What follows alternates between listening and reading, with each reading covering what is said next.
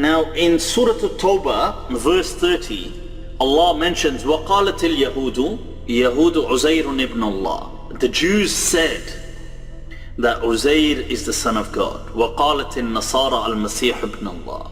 ذَلِكَ قَوْلُهُم. And the Christians said that Jesus is the son of God. ذَلِكَ قَوْلُهُم بِأَفْوَاهِهِمْ. That is what they say with their mouths. That is a statement that they have brought forward. Allah mentions here, يُضَاهِئُونَ قَوْلَ الَّذِينَ كَفَرُوا مِنْ قَبْلِ. That they simply resemble or reiterate the words of those who went before them. قَاتَلَهُمُ اللَّهُ أَنَّا يُؤْفَكُونَ. May God destroy them.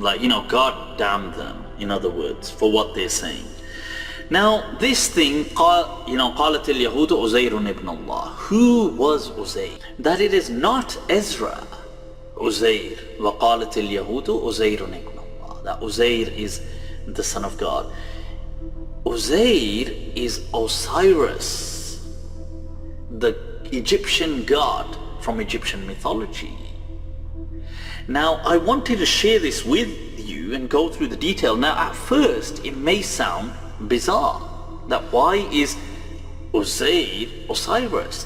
Now Osiris is the Greek rendition of his name, and then later on Romanized and the whole thing.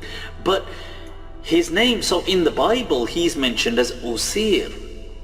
Now generally in Arabic they do write the Greek version as well, Osiris, like that, but they write Usair.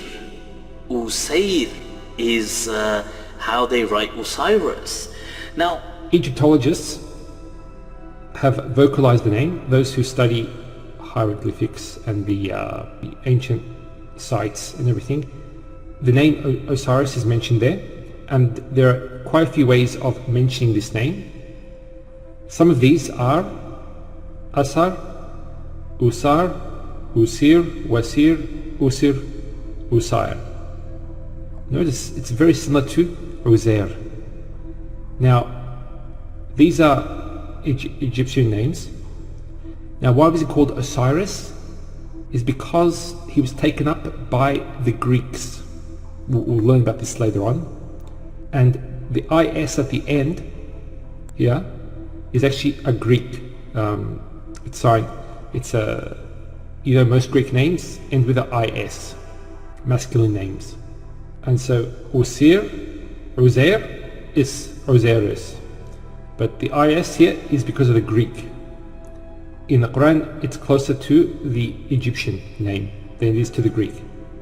So it says here, Osiris was one of the most important gods of ancient Egypt.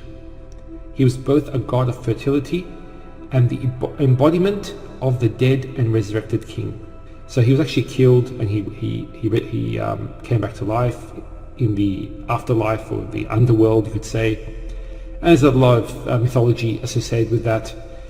But the point is, there are similar beliefs. We'll speak about this. There are similar beliefs to the belief of Isa and what happened to Isa. Who is Osiris, first of all? Osiris is the first pharaoh. He's the child of the sun god, the great sun god Ra. So you have the great sun god, and then he has these children. Now people feel that Ra ended up becoming too Ra. He became he wasn't really too interested in people and so on and so forth. So from the children that Ra has, there's 4 particular siblings, 2 girls, 2 boys, and you have Osiris, Set, and Isis, who's the sister of Osiris, who marries Osiris, and they later on give birth to Horus, who is another famous Egyptian god. But what's special about Osiris is he is the one who deposes Ra. So they get rid of the sun god Ra, and he becomes the first ruler on earth. He is seen as the god of life, the god of death. He is seen as the god of the underworld, the god of agriculture. It was through him that the Nile would flow. That you see, for the Egyptians, Nile, the river Nile, meant life. Okay, so for Osiris, he is seen as one of the greatest figureheads in Egyptian mythology. Somebody that he is the one who has put order in place in the world from chaos. He put structure in there. He is seen as the god of compassion, the kind of Rahim. And remember, he's not seen as God, but a figure God, as in a person who is like this, a bit like Hindu mythology in that sense, the way you'll see Ram and you'll see these characters. So like that. Now what happens with him is he is killed out of kind of jealousy by his brother Set. He is then brought back to life by Isis, his wife, who's also his sister. Interesting kind of relationship going on there. But and in some narrations that Set, what he does is when he kills him, he cuts his body, he kind of dismembers it into so many pieces and spreads it out over Egypt. So Isis has to go about finding all these pieces. She brings them together and then mummifies him. And he was the first person to be mummified in Egyptian history. He is the first pharaoh, by the way, so that was his title whilst he was living, the first pharaoh. Now, once you have this backdrop to who Osiris is, and he has, by the way, those of you that have seen the kind of there's a pine cone staff, the stick, that is actually a symbol of Osiris. Now you have to remember something. Growing up in this culture, because this is where the Israelites grew up, especially in the time of Moses, this is where Moses grew up. Osiris was this figure, and remember, he's not seen as ultimate God, he's seen as a person. The way like in Hindu mythology, you're going to see Ram. Ram is, even though he's seen as God, but he's seen as a man. Ram and Sita, and him going to rescue Sita, and he's a hero, Ram is.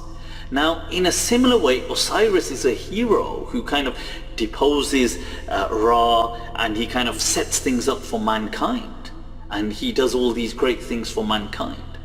Now, these people, you see, the Jewish people in the time of Moses, they would have been heavily influenced with the figurehead, with this personality of Osiris, just as all Christians were. Now, you see, and an example of this is Surah Al-A'raf, verse 138, where Allah says, وَجَاوَزْنَا, see, once Moses, the Exodus. Now look at this verse, وَجَاوَزْنَا بِبَنِي إِسْرَائِيلَ الْبَحْرِ. So Allah says, we took them across the sea, the Israelites. فَأَتَوْا عَلَىٰ قَوْمٍ يَعْكُفُونَ عَلَىٰ أَصْنَامٍ. So they came across a people who were worshipping some idols. This is who? This is the Jews, because at that time the Israelites were the Jews. Okay. So فَأَتَوْا عَلَىٰ قَوْمٍ يَعْكُفُونَ عَلَىٰ أَصْنَامٍ لَهُمْ. So they had these idols. قَالُوا يَا مُوسَى.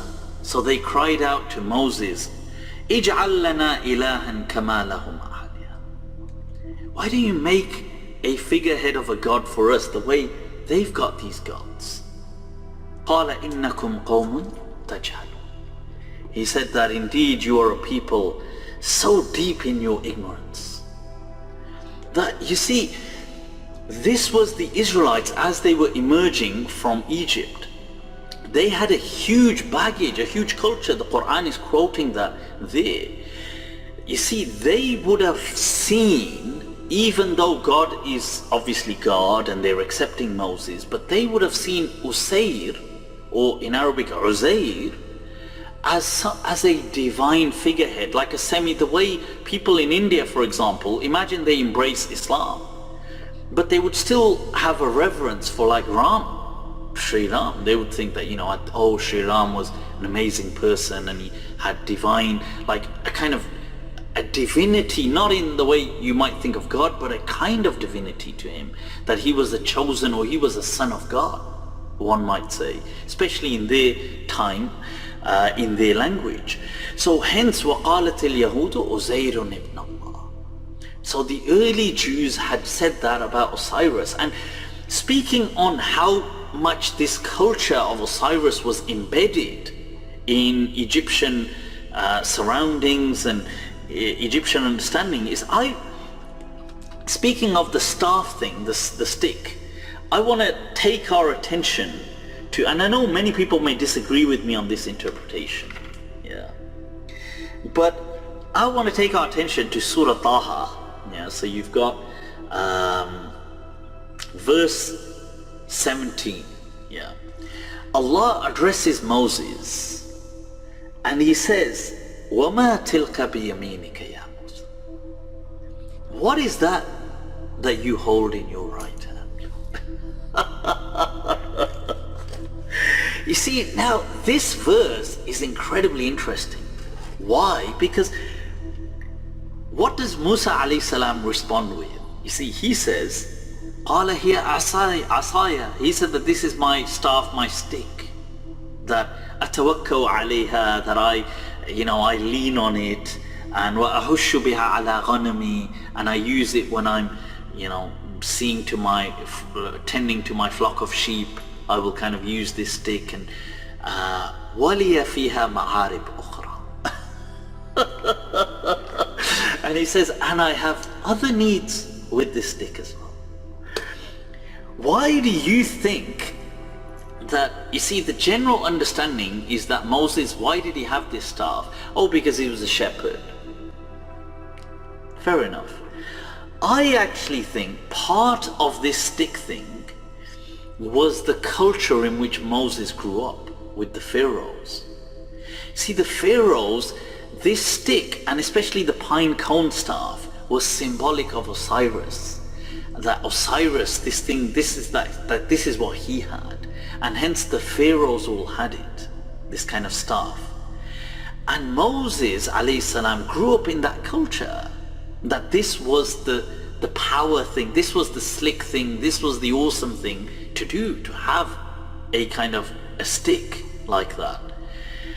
And in some ways I feel that that's what Allah kind of just highlights, not to criticize but to show that, look, that kind of connection. And in these verses I feel Moses recognizes that, and hence he doesn't answer it like that.